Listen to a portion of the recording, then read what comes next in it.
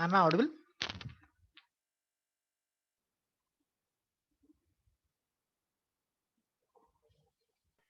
Yes, sir. Assalamualaikum. Audible, sir. Assalamu alaikum. Walaikum salam wa rahmatullahi wa barakatuh. Yes, sir. You are audible, sir. So let's start. So today's agenda will be yesterday I'll have a recap on that, but yesterday we covered some the EC2 module, the compute uh, module of AWS. We talked much more about Elastic Compute Cloud. So here's the quick recap of yesterday's session. So we had an overview of AWS services. Then we talked about Elastic Cloud Compute.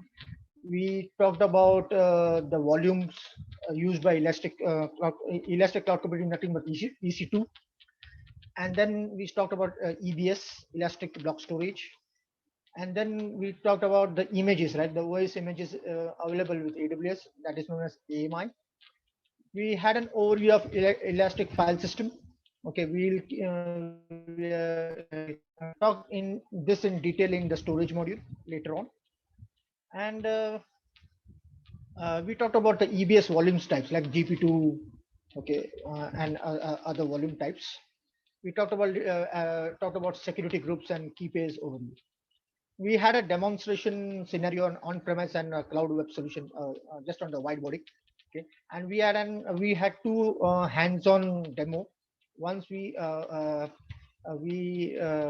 saw how to launch and connect to Windows EC2 instance, server instance, and we also saw how we can launch Linux EC2 server instance. We configured a few. We configured the web instance in web server. We enabled the web server in Apache web server in Linux EC2, and we saw how we can use. We saw the web page on the browser. So until now, we are clear. Okay. So just coming again. So we talked about EC2. Now today we'll be talking about auto scaling a little bit and overview of other compute services like Elastic Container Service, AWS Lambda, Elastic Beanstalk, Lightsail, and so on. Okay. So when we talk about auto scaling, right? So helps you to optimize the performance of your application by easily and safely scaling multiple AWS services. So just a second.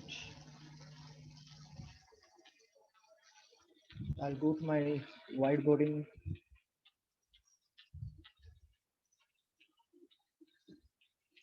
My screen is visible to everybody, right?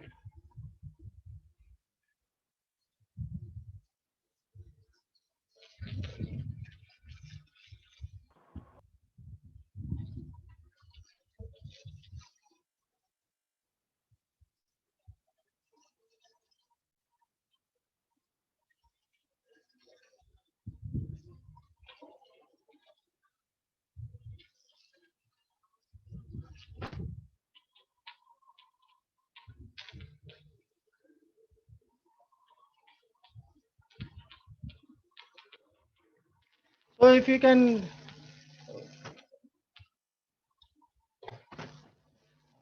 so let's talk about what is auto scaling first. Okay, and before we, as we know about as we are now with our previous sessions, we know about what is a web architecture, right? It's an n tier architecture where user will be connecting to a web server, web tier. Then we'll have a middle tier for business logic, and then we'll have a, database server, right? In an traditional scenario, what we'll have, we will have a web server on a public network, okay, where it will be accessed by the user on the over the internet, okay, and your DB server will be always on the private network, will not be much exposed to the user directly, okay. The web server will take the request and then forward it to a DB server for any data storage. Okay. So like yesterday, we saw that we created a web server on a default public domain. Okay, and we saw that we were able to see the web page over the public IP.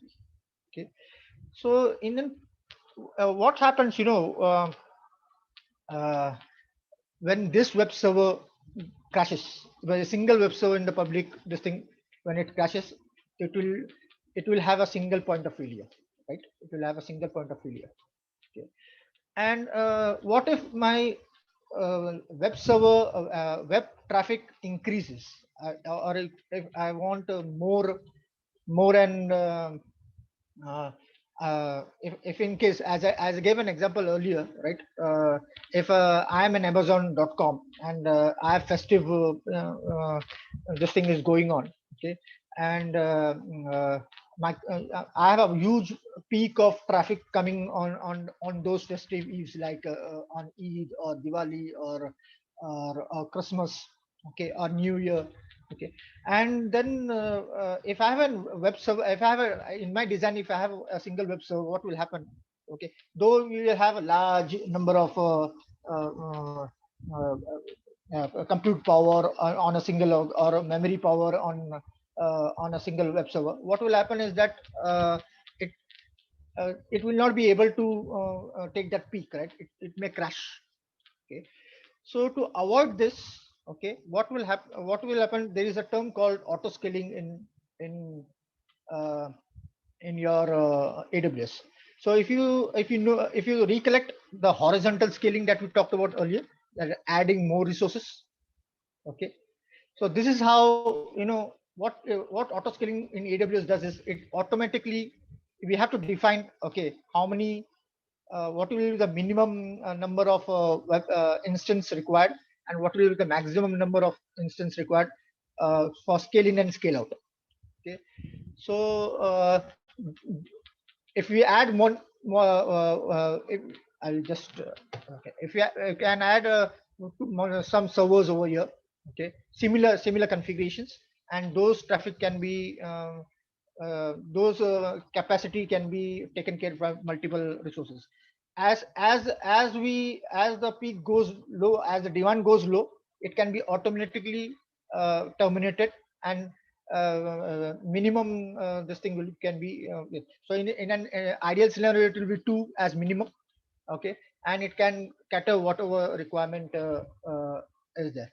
So now suppose I add one more server, one more server, how that user, okay, can connect it to multiple servers at a time. So so always, and in auto scaling, we have a term called load balancer, elastic load balancer, to distribute load between multiple web servers. So we'll have always have when we talk about auto scaling, we'll have a load balancer as a default, because we'll now, as if I say, okay, whether this type of scaling, okay, as we see, this type of scaling uh, can be used in in the web environment, right? As the web server will take the request and forward it to the DB server.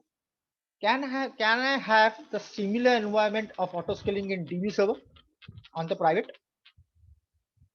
The answer will be no. Okay, why? Because auto scaling supports stateless applications. So what is stateless applications? The stateless application doesn't save any client session data on the server where the application lives. Okay, instead it stores all data at the backend. So it doesn't have any data storage over here. It just forwards the request to the DB server, right? To store the data in. So auto scaling can be is supported for stateless applications, like only web environment. But for DB server, we have some like a master slave type of environment. Okay, and it is auto scaling will not work over here on the DB environment in production, this thing. So if you can say example, web application running on a web server supports auto scaling. Am I clear until now?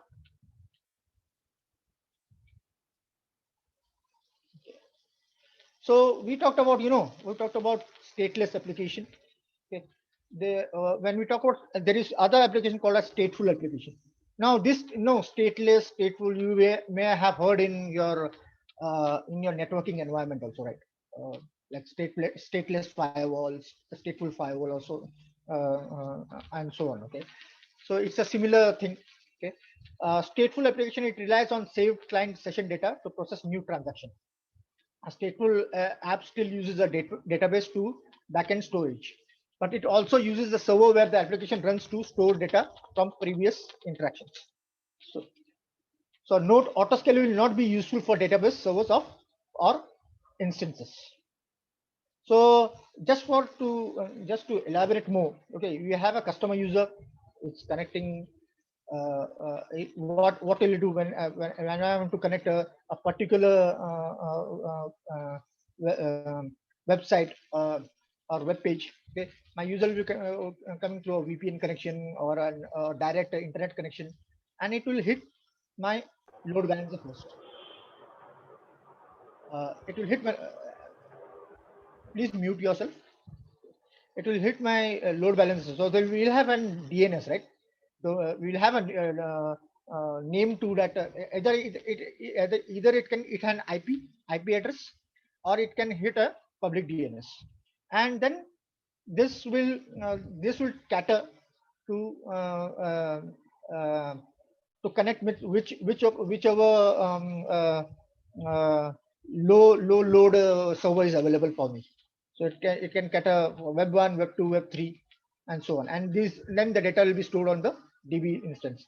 So auto scaling will be used on this part. So your web can be your EC2 instances. Am I clear? Okay. So when you talk about elastic load balancer, right?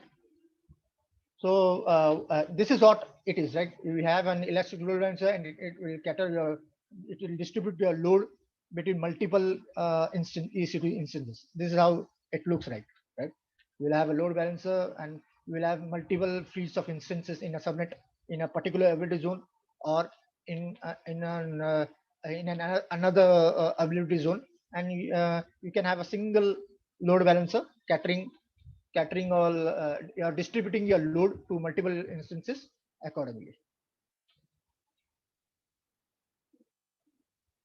So when I come to what's types of load balance, right? So what is when you say AWS ELB? So ELB stands for Elastic Load Balancer, ELB, right? So there are 4 types of load balancer that can be used. One is the application load balancer that works on the OSI layer of network layer 7. Okay, the application layer. Okay, so the application, when you say application, it works on HTTP and HTTPS. Okay, and it's inflexible in nature and supports path-based routing. So when we are focused more on advanced application routing, path-based routing, or advanced are similar to your web environment. Okay, many of the companies or organizations use this application load balancer. Then we have a network load balancing layer 4, where we have a static IP. It works on so you can say network traffic based on IP and destination ports. Okay, it works on layer 4 of your OSI model. Okay, and it distributes network traffic based on your TCP and UDP connections.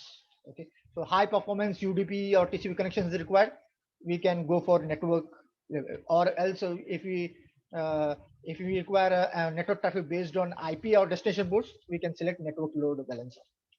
Then we have one more this thing called gateway load balancer. Okay. So what they deploy and manage virtual appliances like firewalls, intrusion prevention system, or intrusion detection system, or and so on. So works well with VPC endpoints in AWS. So this part we will look in your VPC and this thing. Okay, and then we have an classic load balancer that has that are similar features of your network load balancer. Okay, but this was the first load balancer that was launched by by AWS. So it's a very old type of load balancer, and normally people avoid using this in production. So am I clear until now? So I'll just show you.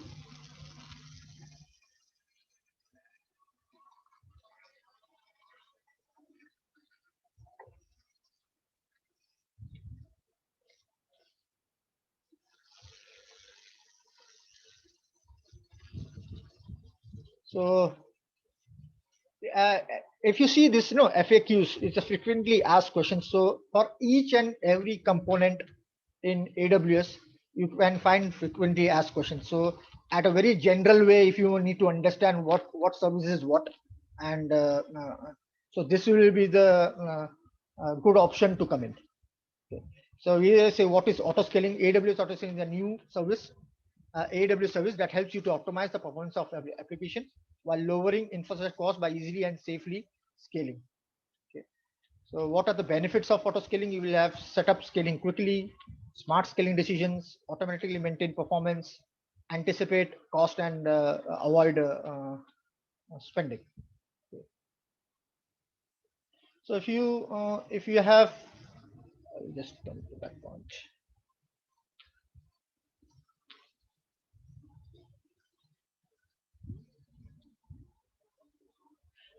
So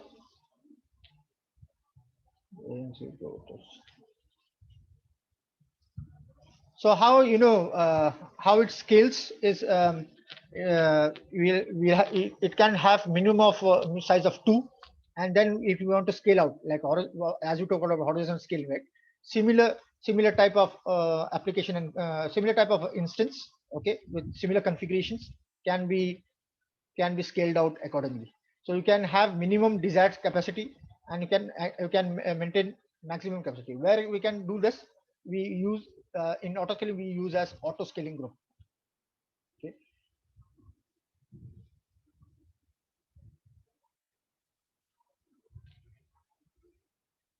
So in an EC2, what are the steps that we need to follow is we have to create an instance template. Okay. Then we have to create an auto scaling group, verify your auto scaling group, and then so on. So these steps already I have mentioned in the. I will not be able to do a demo on this, okay, because I have already mentioned in. I have already done this in my book. Okay, I'll just show you. But on the let's see on the portal.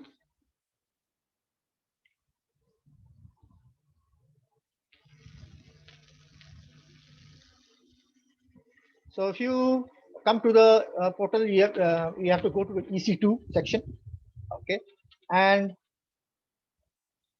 you will find this both of these components over here: load balancing as load balancer and target groups, and scaling and this stuff. Okay. So yesterday, we saw uh, launching an instance directly like on-demand, but there is one more option to do that. Okay, launching an instance from a template. Okay. Why we can use a template is, if you have a similar type of like we saw in your auto scaling, we have similar type of instances needs to be is required, right? We can use a template. Okay, we can define all the parameters on the template. If I have a click over here, I just tried once this, but in my book I have tried on using custom VPC, okay, and it worked for me. I tried to work on the default VPC, but I think so I got some errors, could not do it, but you can try it out. So when you say a template, it will say ask you to source template, number of instances that you need to is required, okay. Then you can, like we choose your image, right? AMI image, what is the instance type, okay. What are the key pairs required, what is the network setting here? Because I'm not having any custom VPC right now, so I selected default VPC. And what is the security group that we stocked yesterday? I use the same security group over here. Then what is the storage volume that is required, as we saw yesterday, right? And then resource tags and so on. When you say launch, okay, it will launch you the when you click launch, it will launch the instance for you.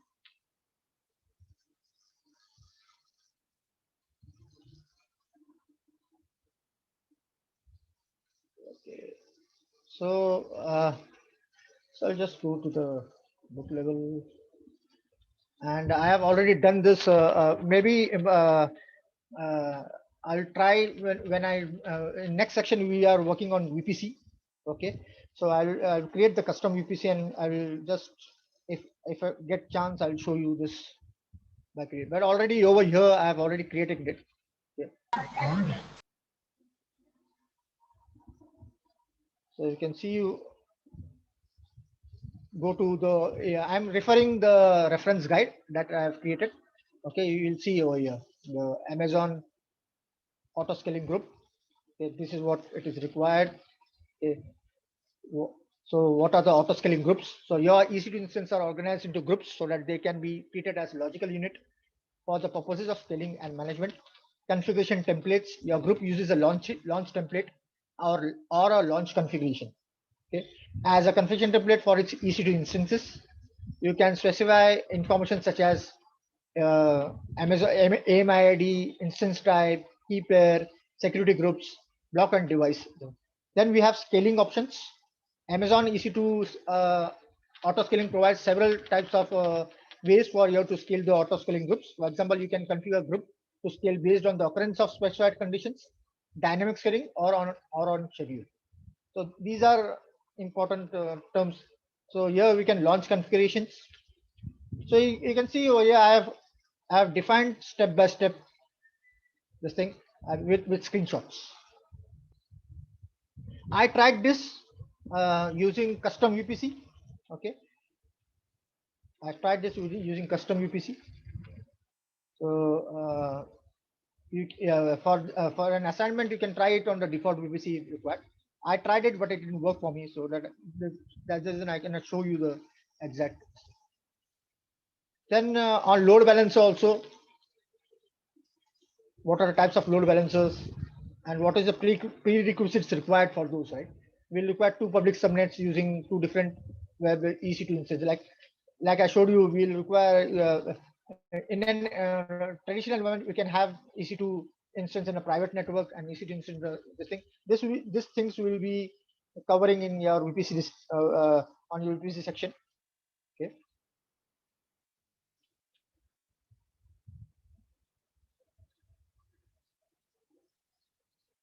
So you can say you can launch and configuration, go to auto scaling, and you can create launch configurations. You can specify a name, you can specify which AMI IDs we are to use. You can specify an instance type, additional configuration. You can have a storage volumes and keep a region and so on.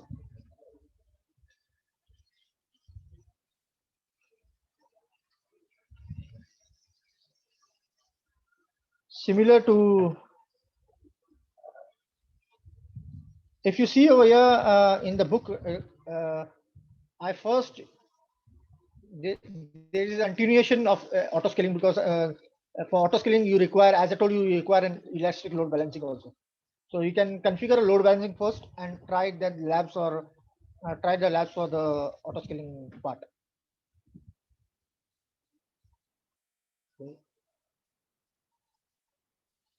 So in some point of time, I see we now configure an elastic load balancer. In some point of time, you have to create the load balancer. Okay. And all the things are being mentioned.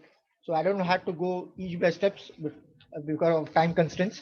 But you have to follow. If you follow this,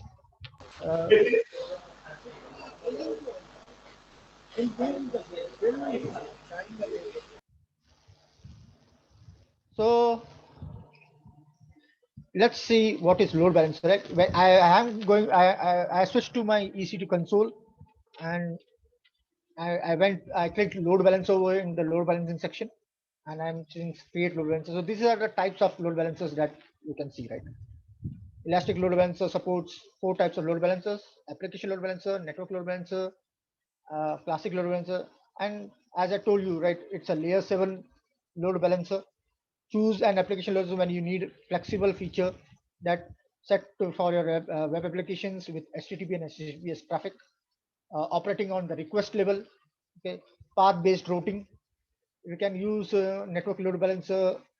Choose a network load balancer when you have a high performance TLS offloading. Okay, or and centralized certificate deployment supports UDP and static IP. Okay, you can use gateway load balancer when you need to deploy, manage, and fleet. So in my book, I used classic load balancer and network load balancer. I used application load balancer also, but only for HTTP, because HTTPS will require your SSL certificates, right? So that's the reason I didn't use HTTPS. I used HTTP over here. So if you follow the book, okay. Uh, so let's try to see what we can configure. So we have a configure load balancer. What are the steps? We have to configure security setting. First, you have to configure load balancer, configure security settings, configure security groups, configure routing, register targets, and review. And you can have multiple, like I'm using North Virginia for each and every section. That if you are using compute section, make sure that which region you have selected. I'm using Virginia uh, uh, because most of the latest features are available in those areas. So if you can see over here, we have 6 availability zones in Virginia region. Am I clear until now?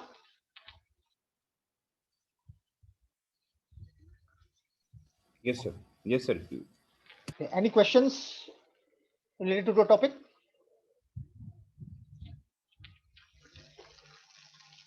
Okay. Just to show you one thing, I'll just go back. Yesterday we talked about instances. We saw the instances types. Okay. Nothing here. You see your launch templates over here, because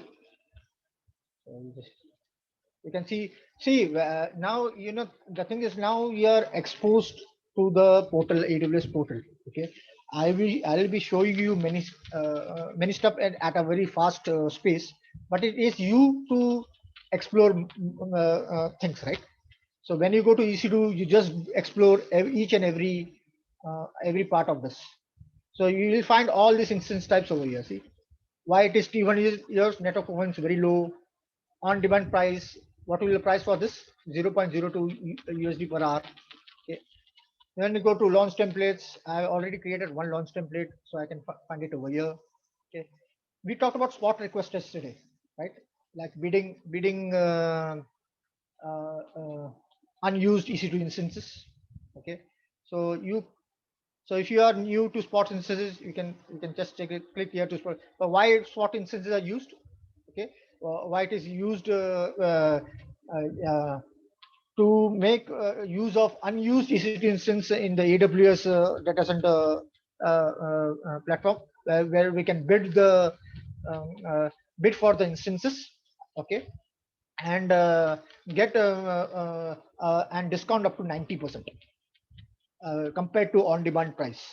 Okay, and this can be only used, you know, because if the bid, if anyone bids more than me, okay, I lose those instances. So it is used mainly on video streamings and other where non mission critical applications. Then we have one more type of this thing is called saving plans, where you can see flexible model of EC2. Okay, uh, exchange flexible computes saving plans. We have significant discounts like EC2 saving plans provide you the lowest offering savings up to 70%. So I think so. When you say saving plans, you have to have a commitment. Okay. Right now, on demand doesn't require any commitment. I can launch anytime and I can terminate anytime. But if you use reserve instances or saving plans, okay, you require 1 or 2 years or 1 to 3 years of commitment. Okay. That's the reason you will get more discounts. So saving plans allow you to easily reduce your bill, making commitment or compute this thing. Then we have reserves instance, as we spoke about yesterday. 1 2 year, you can purchase a reserve instances there. Dedicated host, if you want a dedicated, no, I'll just say you can allocate and manage dedicated host on your behalf to simplify the managed experience. Okay. If you want a particular physical hardware on the AWS database for your instances, then we can go with dedicated hosts, okay? Like a dedicated tenant. Okay. And then we have scheduled instances. You can schedule the requirement of instances. Okay. You can reserve capacity over your plan ahead and say run your schedule. Okay.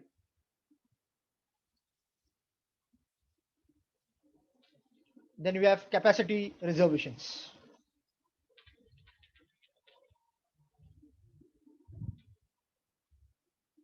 Similar when you say when we talk about saving plans, reserve instance, schedule instance, capacity instance, we require 1 to 3 years of commitment with AWS.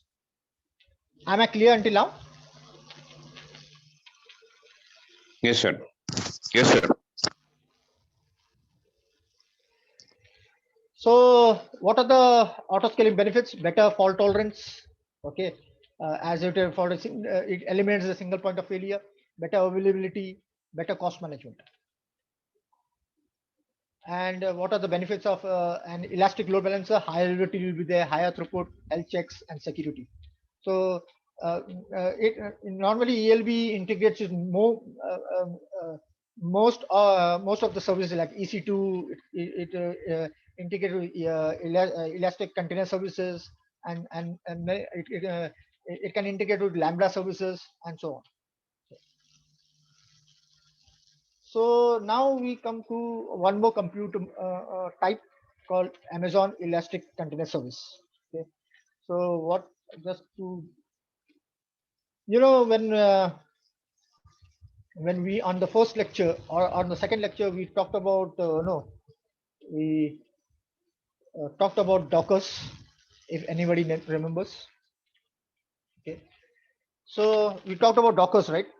That has replaced containerization. We talked about containerization, okay, and that replaced the virtualization concept, where we will have an container engine, and we can have containers instead of guest OSs, and our application can be hosted on those containers. Where you feel this particular things can be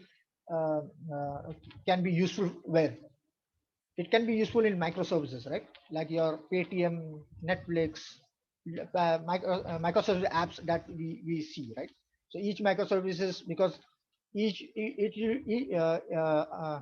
app will be divided into sections, right? So those all sections can be, one section can be used in one container, the section can be used in the second container, and so on. Okay. So the topmost engine that use containerization is known as Docker. Okay, we say Docker containers. So you can have Docker containers are managed. So now when you say Docker containers, right? So you can, if we have one container or two containers or three containers, it can be it can be easy to manage. But in a microservice architecture, I don't know how many containers may be required, or what logic or other app architecture can be fit in. So I can vary from one container to until hundred of containers.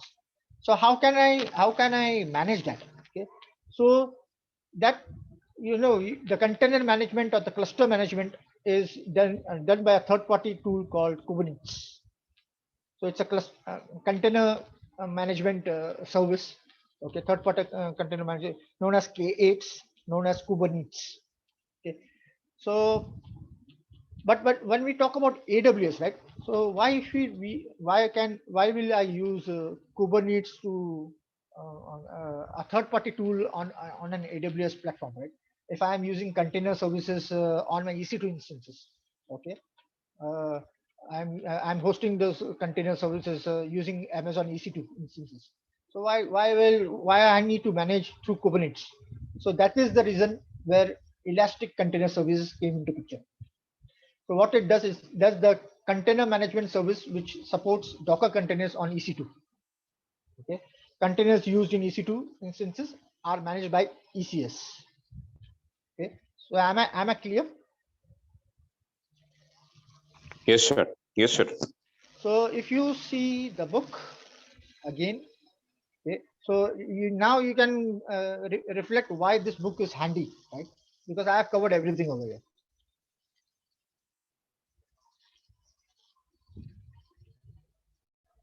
So if I go to page number 241 of this book, though,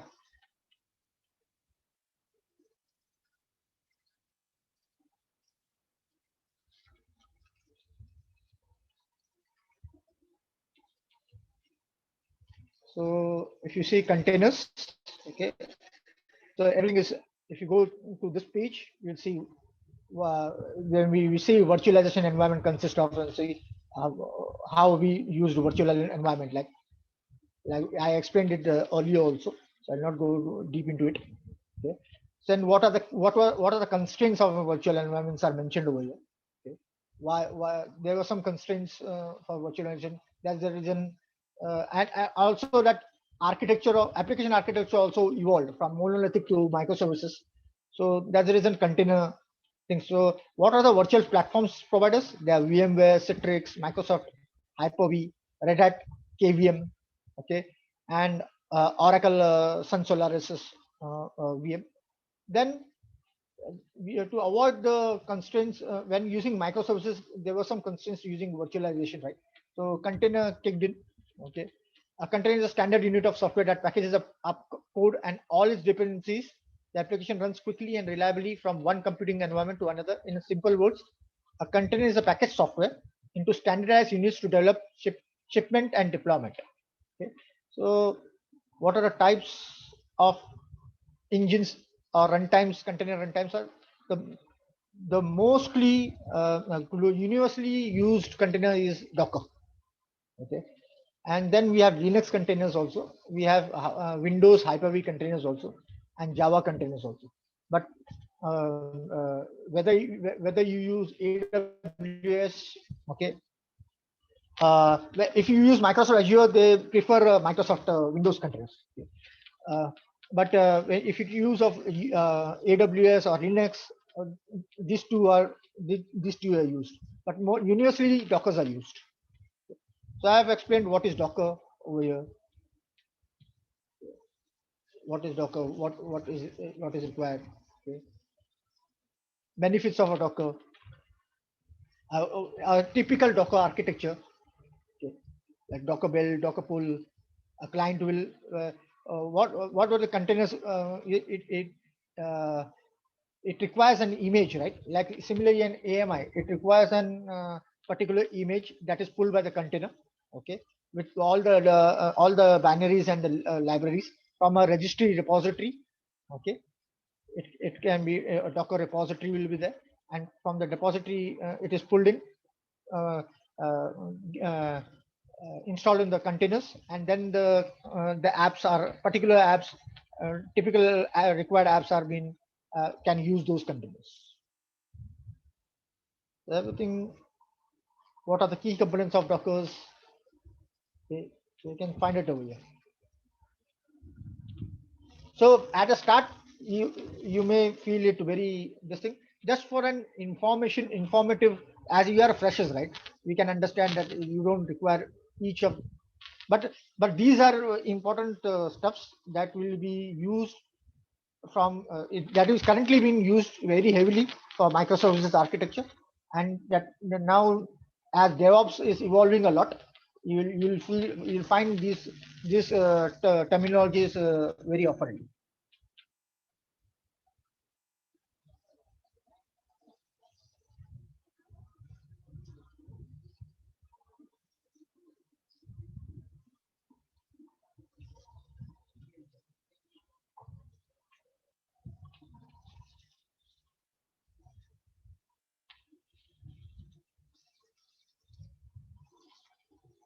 So if you can see, you can always refer to FAQs. So if you can see what is an elastic container service, so it defines you as we explained, right? So why should I use ECS? Amazon ECS makes it easy to use containers as building block for that applications. Okay. You can see the pricing of, so there is no additional charge for Amazon ECS. You pay for AWS resources, example for EC2 instance or EBS values, because you will be hosting your Docker containers under EC2 instances in AWS. Okay, so you can create to store, run your applications and so on. So one more thing is that in case as Amazon Cloud is a fully managed, it is a fully managed container orchestration service. So when you talk about container orchestration, okay, third party is Kubernetes, okay, and for AWS it is Amazon Elastic Container Services, because you are using EC2 instances to host your containers. So ECS is a great choice to run containers for several reasons.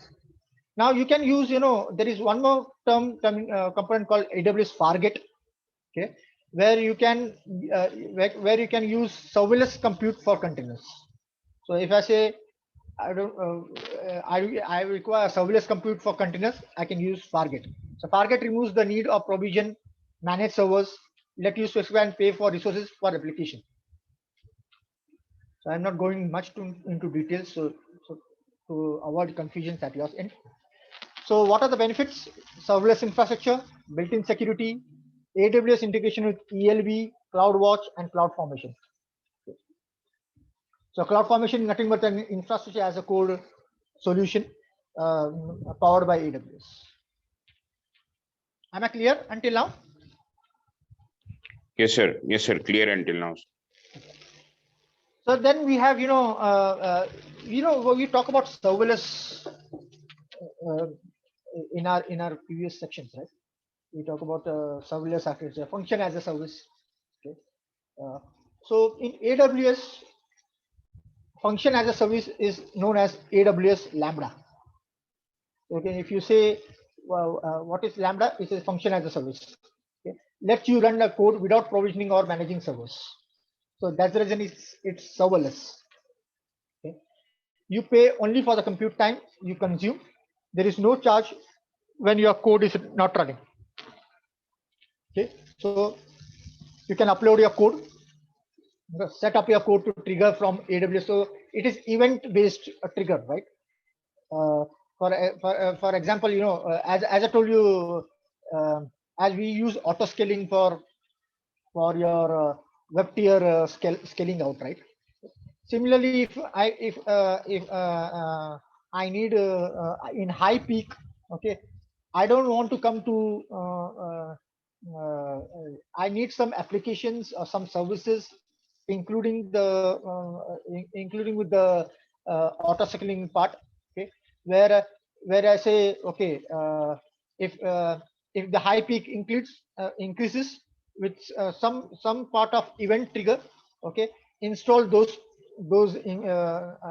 instances in my environment, okay, and if I have one more a separate trigger on off peak or off demand, okay, delete those instances on my environment. So I can use those things using a code. Okay, so if you see over here, set up your code to trigger from AWS services. So now and Lambda runs your code only when triggered, using only compute resources needed. And what will pay for? Pay just for the compute time you use. Okay. So this is very important in microservice architecture.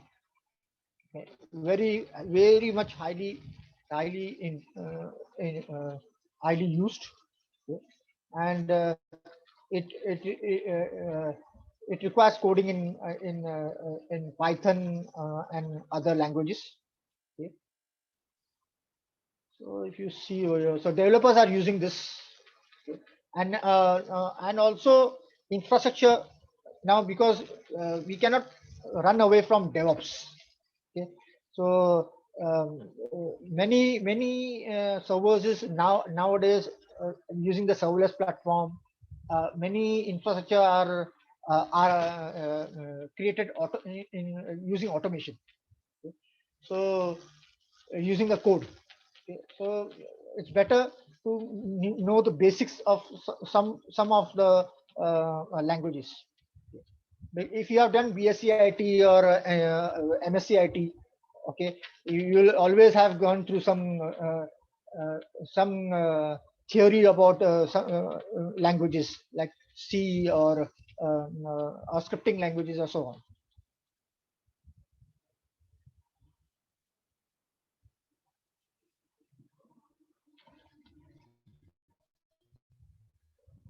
I'm just going to show you. So you can see AWS Lambda computes, so that lets you to run a code or managing service. You can have a video on it. You can come to the links. I'll provide the links to you. There's a video over it for Lambda. You can go through it. Okay. What are the benefits?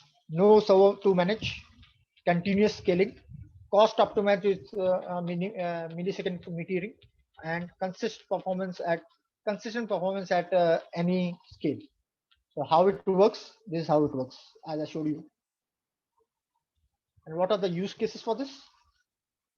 Like data processing, like real-time file processing. There are many use cases that you can go for, right? So, like for example, it has given a sample code, a photograph taken, stored to an Amazon S3 storage, and Lambda is triggered, and the photo is resized into web, mobile, and tablet size, like thumbnails and this thing. This is one of the example using serverless, using AWS Lambda in the environment. Am I clear until now? Yes, sir. Yes, sir. You are clear, sir. Okay. So if you see AWS Lambda,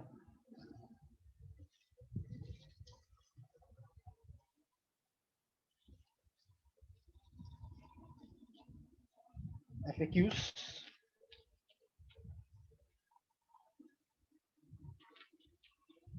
So my book already consists of these links. Still just to, I always post this on the. So if you go what is Lambda, it will see what is serverless computing. It will provide you all the details. What events can trigger Lambda? There is a documentation for it. Okay. So whatever questions that comes into your mind regarding serverless computing, all are mentioned over here.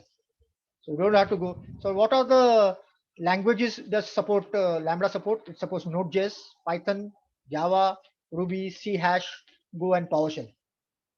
So it natively supports Java, Go, PowerShell, Node.js, Ruby code, and provides runtime API, which allows you to use any additional programming. So even if I am also from the infrastructure background, but I am also learning some part of Python and PowerShell scripts, because this will be used in automating my infrastructure, using infrastructure as a code.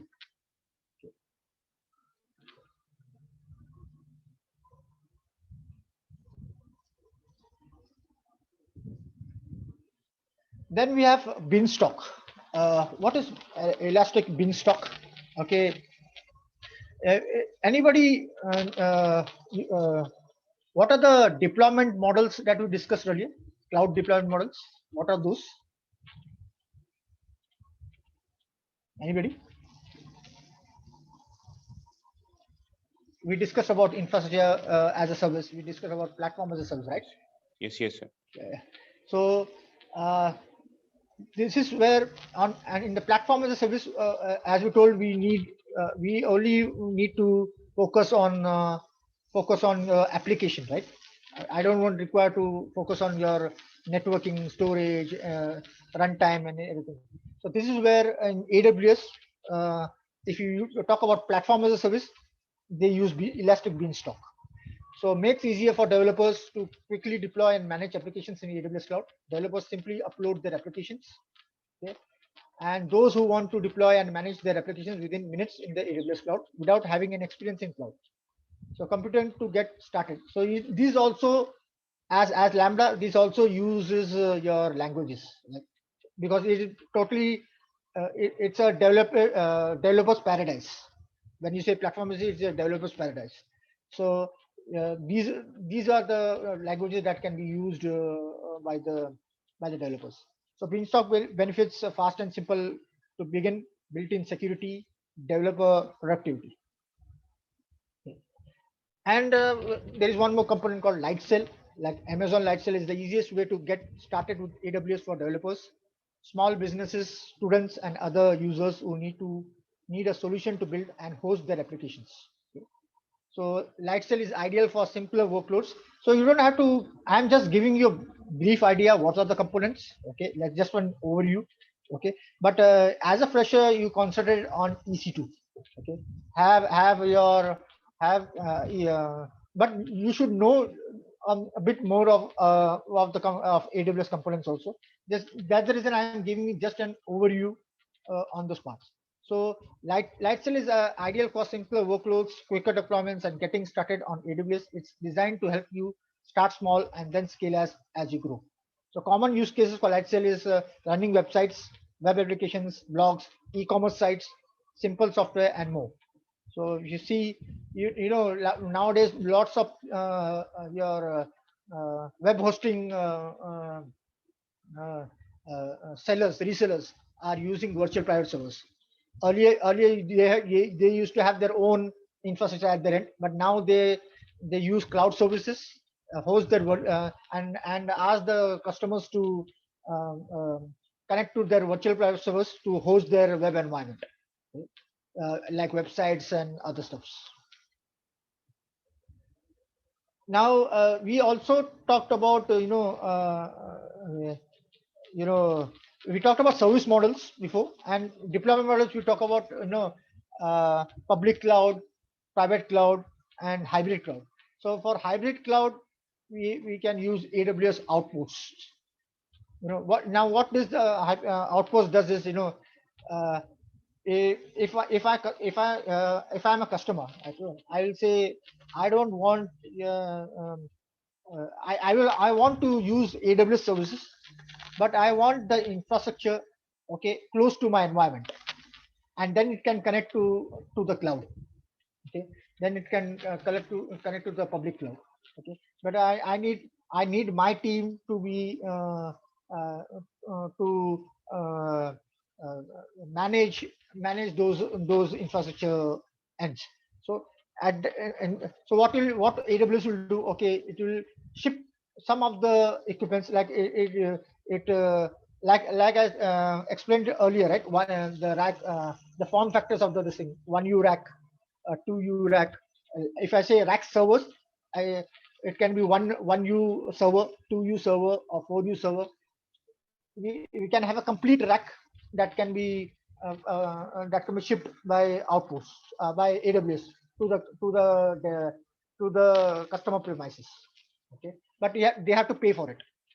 So this gives you an hybrid uh, and deployment in terms of AWS. Like, so AWS is a fully managed service that offers the same AWS infrastructure, AWS services, APIs, and tools to virtually any data center co-location space or on-premises facility for a truly consistent hybrid experience.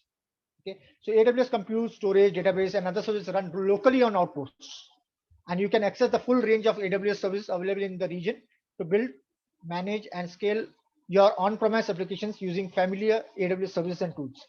So it will connect to the AWS public cloud, but it will be located in close to your on-premise data center or inside your on-premise data center. Am I clear on this?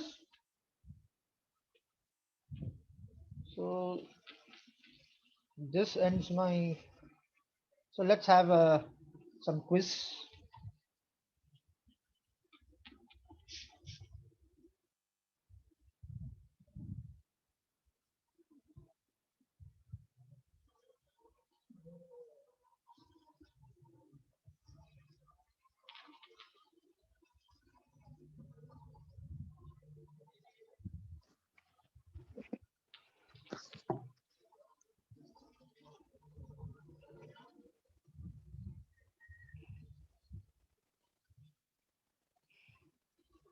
So you can use chat or you can unmute yourself for the answers. Vision for Amazon's retail computing infrastructure was formulated by multiple choice. There were two developers who formulated the computing infrastructure. CD. Yeah, Chris Pinkman and Benjamin Black. Okay. There is always dash availability zones per region. Three. Two There is always more. two availability zones. You One can more. have more. You can have more, but minimum is two. Okay. Dash is used by Amazon CloudFront (CDN). Content delivery network. When I say content delivery network, what is it? It is edge location, right? Edge location, yes. See, Edge location. everything is managed by cloud provider. So which service model? Everything SAS. managed by. A. No, everything. You say everything managed by the cloud provider. It's SaaS, SAS. software as a service, right? Software as a service. Yes, sir. Following are the AWS compute services. What are the compute services? All of the above. Okay, so Elastic Cloud Compute is autoscaling is there. Scaling, Lambda, Beanstalk. Actually, autoscaling is a part of the EC2. Part of the EC2, yes, sir. And AWS Lambda, Beanstalk is all the above. The answer is all the above. There are two types of root device storage for AMIs. What are those? Multiple choice. B and C, sir. Very good. So it is EBS backed and instant store backed. Amazon Dash enables to keep data persistently on file system. Which is a persistent? EFS. Persistent data persistency. Okay. Okay, on a file system. Oh. Yes, It can be EBS as a block EBS. storage, EBS. Yeah, Okay. yes. But when you talk about files, it can be EFS also. Okay. Following are the EBS volume types. Which are those? All the above, sir. Okay, so it is general purpose, provision, Yes. support, cold, and so on, right? Following are the Amazon EC2 instance types. Here also it's all the above, sir. All the above. EC2 instance are general purpose, Yes, compute optimized, memory optimized, storage optimized, and there is one more. What is it? Graphic optimized, right? Accelerated optimized. Yes. All the way. Following are the EC2 purchase options in regard to cost optimization. All the above. Here is all the above, right? Yes. On-demand instances, services. reserved instances, Yes. spot instances, Dedicated and host. dedicated hosts. Yes, sir. So Dash is a logical grouping of instances within a single availability zone. So I didn't explain this. I will just explain this also. We have just remind me on Monday. Okay, I'll explain the placement groups also on this part. Okay. So normally logical grouping, if you say it's placement. Okay, groups. Okay, sir. Dash monitors your application and automatically adjusts resource capacity to maintain a steady performance at low cost. Resource capacity, automatically adjust resource capacity. What is it? CloudWatch. Auto. Automatically Auto scaling. adjust. AWS auto scaling. Auto scaling. Auto It is scaling, auto auto scaling, right? Yes, sir. Follow the types of elastic load balancer. What are the types? All, sir. No? Classic. No, No. BCD. Yes, very good. BCD. Okay, classic network and application. Yes. Dash runs the code without provisioning and managing servers. AWS Lambda. Very good. Okay. Dash launches AWS resources into defined virtual network. VPC. Yeah, virtual private cloud. Okay. This actually I'll be explaining in the actually normally security groups are stateful in nature that I will be explaining in my other classes. Yes, sir. Okay. This okay. So everybody has done the assignment. How is the I gave an assignment yesterday. Yes, sir. Sir, of yesterday's assignment, I could create that Windows Server 2019. But for creating that Amazon like Linux, I was getting an error at the time of launching the instance in PuTTY. So it was actually giving some error. I thought of doing it again, like from the beginning. I think so. You may have missed the key pair. No, sir. One is the key. One is the key pair, or just check your security group because Okay, for Linux instance you require SSH. Okay. Okay. Okay, sir. So just check your security group.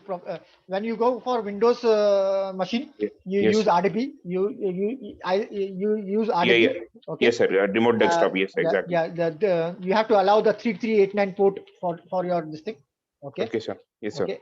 And for Linux, you have to use SSH, that is port number 22. Port number 22. Okay, sir. I'll look into this. Port Just number to go through the book. It is already there in the book. Yes, sir. In case you find any difficulties, I am there. Okay, sir. Yeah, if I get a difficulty, I'll take a screenshot and post on. So for assignment 3, right, you have to complete. You have to go. You have to complete the complete section 4. Okay, sir. Yes, because sir. Yesterday I only asked you to complete 24 by 236. Okay, but for assignment 3, we'll some part of section 5, and I'll post it on the WhatsApp. Okay, some part of section 5 and for auto scaling and other part. Okay, you can try it, because if you don't succeed also not a problem, but you can try. You can always know what is it, right? Yes, sir. When you try, you will always know what is it. But on when we do the VPC section, I'll try to create an environment for that so that I can show you. There was one more thing, right? There are 2 things that I need to show you over here. I'll just go have 10 minutes more. Okay. First thing is, right, I told you that suppose you are creating an account, right? Now I've created an account. What I did is I went to my name. I say my create account. Okay. Just close this part.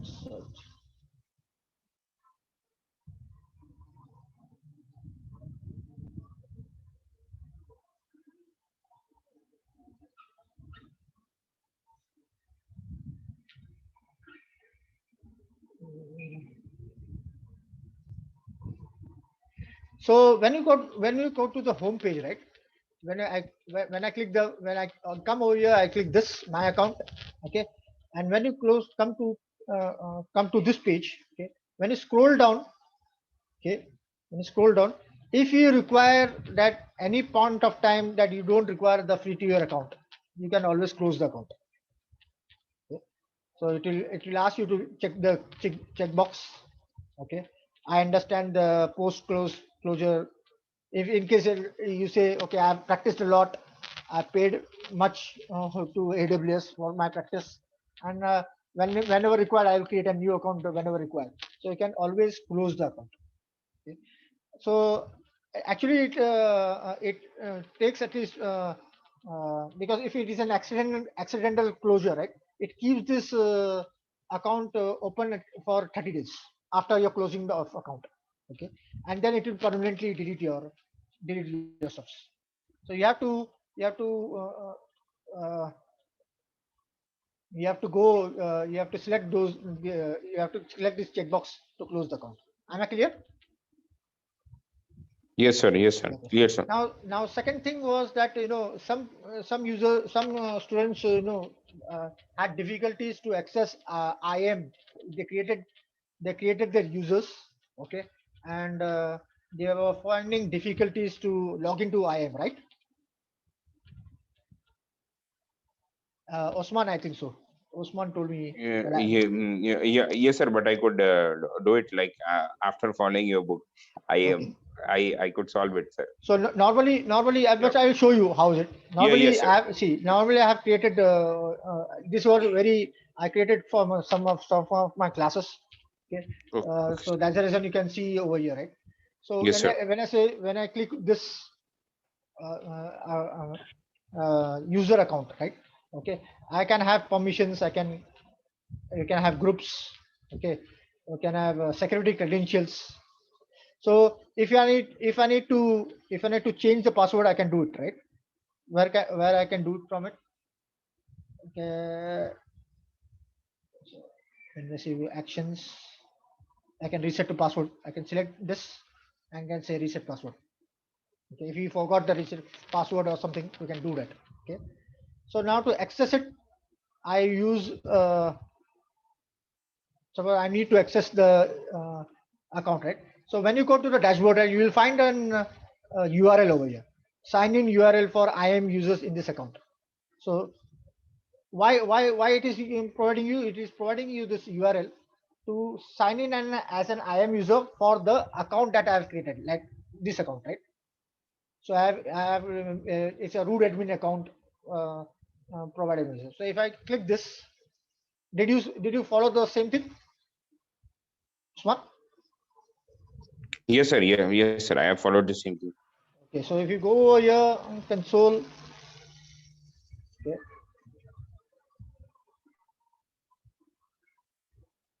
oh, okay, not showing me here, yeah. Just a second.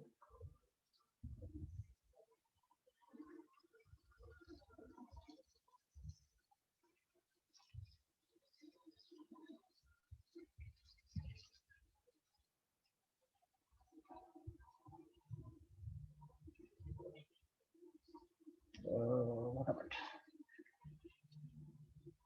So it will ask you normally it gives you the automatic account details over here. Right? You always have your account ID pasted over here, and you can log in as Bob and give the password, and you will be able to log in.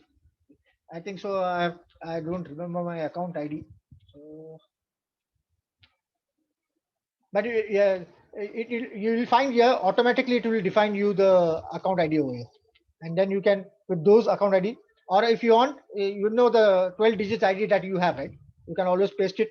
You use your IAM username password, and you will be able to log in. If I want to use, I have to re-log in on my stuff. Let's try.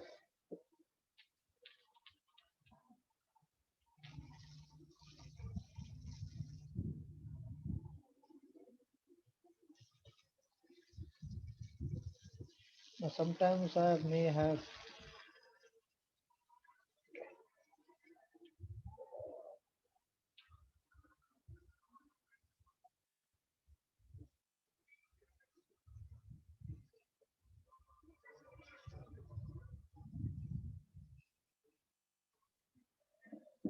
180.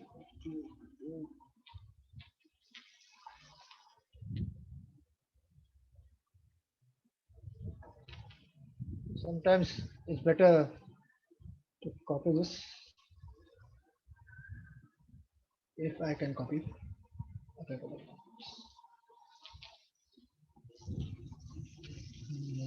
notepad. Okay. And I will go to here. So you always use your notepad to store to save your uh, the access credentials like secret access and this thing, right? You can always but it will help you when you use a CLI command line interface.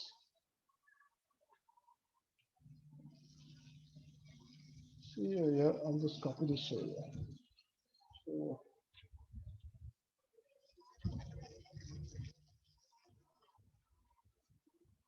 so I can use this root admin as an account details, or I can use the ID, right? So if I go here, I'll open and iCognito this thing on my this thing, and I say paste.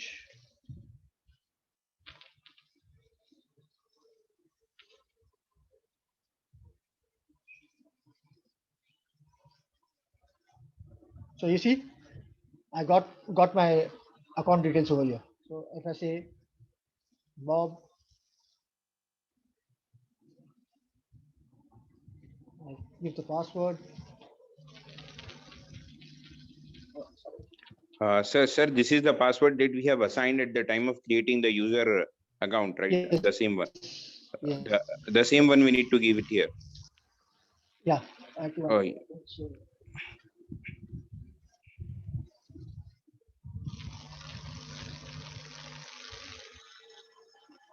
Now see, so I am able to log in to that particular IAM user. So if you see over here, it's Bobat. So in an organization, always you will get this part. You will not be getting a root account. So Yes. you will not be getting root account. So whatever permissions that I have given to Yes, sir. Yes, Bob. The security permissions and all those. Yes, sir. whatever permissions that will be allowed to this account. Yes, sir. So now you get it Yes, sir. how to Yes, sir. access this. Yes, sir. Exactly. Sir. So you can always sign out, but this will be related to this account only. Yeah? The whatever users you create under this account. Yes, sir. Sir, So I have that one. tell Sir, me, I tell have me. one small doubt, sir. Sir, Yeah, tell me. yesterday we have created that two instances, right, sir? Yeah. That Linux and as well as Windows. So Got it. it's always advisable for like after we practice, we need to stop the instance and then log out. But Log out see or when so if you want to use the same instance for further, you always stop it, because you will not be getting charged for if your instance is not working. Okay, you can okay, always sir. stop it Okay, instead of so termination. Instead of okay. termination, you can always stop it. Yes, sir. So after But we practice, like it's better. It's always advisable but to stop it. for instance, you will not be charged. Okay, Okay. but for the volume that you have created for that particular instance, that will be charged.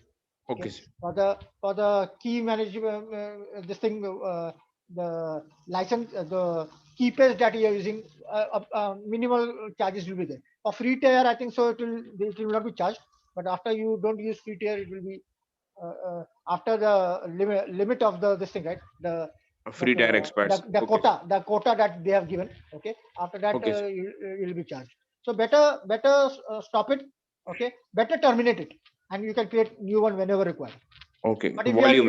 yeah, So but but we if you are we, but if you we are need to following, terminate volume, sir. Volumes terminate. we need.